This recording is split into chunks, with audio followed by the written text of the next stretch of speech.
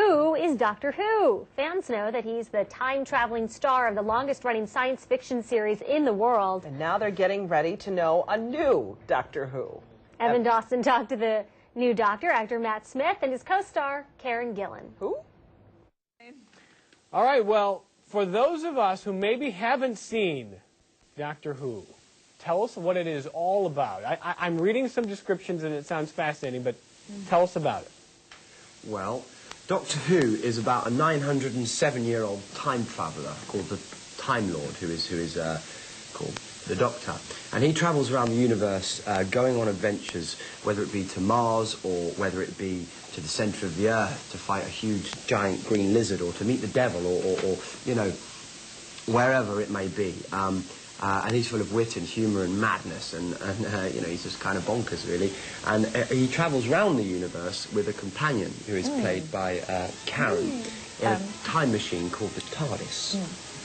It sounds a little bit like the American political system on a week-to-week basis, but give us a sense for, we're seeing some video now, is this just a drama? Is it comedy? I mean, for people who haven't seen it, what's the genre? Does it blend?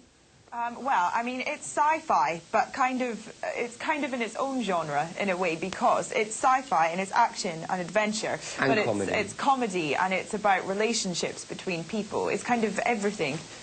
It's the one show, I think, which is why it's lasted so long. It's been on the TV for over 30 years, that isn't bound by logic, time, space, or genre. So every week you can go, you know, to the past, the future, to the present day, to the past, to the future, and no story is untellable, really. And Matt and Karen, you guys are building on a show and a legacy, a history with it. How aware are you of that, and how much pressure is there because of that? People who have seen it and who know it and have certain expectations.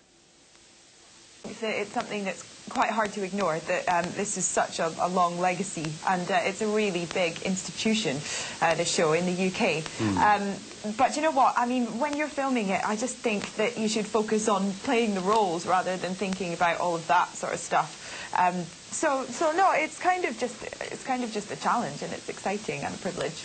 Do you do research by going through past seasons and watching those?